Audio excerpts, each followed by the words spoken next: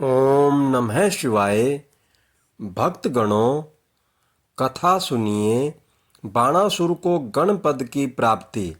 56वां अध्याय, पंचम खंड, श्री रुद्र संहिता, शिव महापुराण। सनत कुमार जी बोले, हे महामुनि व्यास जी, जब भगवान शिव बाणासुर और श्री कृष्ण में मित्रता करवाकर वहां से अंतर ध्यान हो गए, तब बाणासुर ने श्री कृष्ण के साथ आदर पूर्वक अपनी पुत्री व दामाद को विदा कर दिया। इस प्रकार जब वे चले गए, तब अकेले में बैठकर बाणासुर ने अपने आचरण के विषय में बहुत सोचा और उसे अपनी करनी पर बहुत पश्चाताप हुआ। तब वह सीधा अपने पूजा गृह में चला गया और वहां जाकर भगवान शिव के देवालय के सामने बैठकर रोने लगा। फिर उसने भगवान शिव को प्रसन्न करने के लिए उनकी विधि विधान सहित स्तुति करनी आरंभ कर दी। दैत्यराज बाणासुर ने अनेकों मंत्रों एवं स्तोत्रों द्वारा अपने आराध्य भगवान शिव की स्तुति की। तत्पश्चात भगवान शिव को प्रणाम करके बाणासुर ने तांडव नृत्य करना आरंभ कर दिया। अनेक प्रकार से ठुमका लगाकर और मुंह से बाजा बजाकर वह नृत्य करने लगा।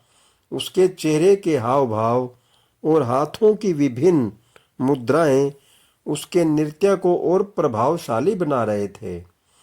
उसने अनेकों प्रकार के नृत्य किए, साथ ही अपने शरीर की रक्त धाराओं से वहां की भूमि को भी भिगो दिया। इस प्रकार दैत्यराज बाणासुर की भक्ति भावना और घोर आराधना देखकर भगवान शिव उस पर प्रसन्न हो गए और उसको दर्शन देने के लिए वहां प्रकट हुए।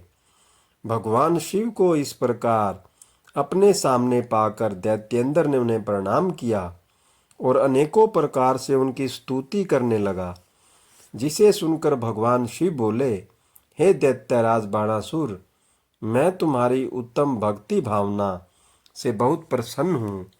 जो मांगना चाहते हो मांग लो। मैं तुम्हें आज तुम्हारी मनोवांछित वस्तु प्रदान करूंगा।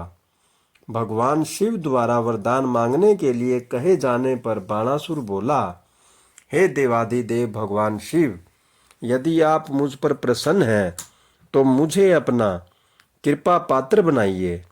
भगवान, मेरी पुत्री उषा और अनिरुद्ध का पुत्र ही मेरे शोणितपुर का राज्य संभाले।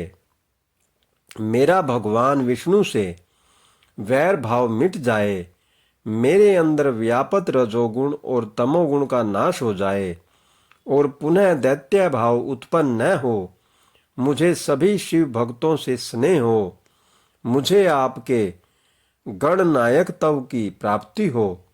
इस प्रकार के वचन सुनकर भगवान शिव बोले, तथास्तु। बाणासुर, तुम्हें निश्चय ही मेरे गणनायक पद की प्राप्ति होगी।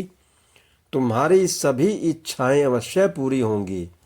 यह कहकर भगवान शिव वहां से अंतर्ध्यान हो गए। शिवजी के प्रसाद से बाणासुर ने महाकाल तत्व प्राप्त किया, जिसे पाकर वह बहुत प्रसन्न हुआ। ओम नमः शिवाय। हर हर महादेव। जय शिव शंभु।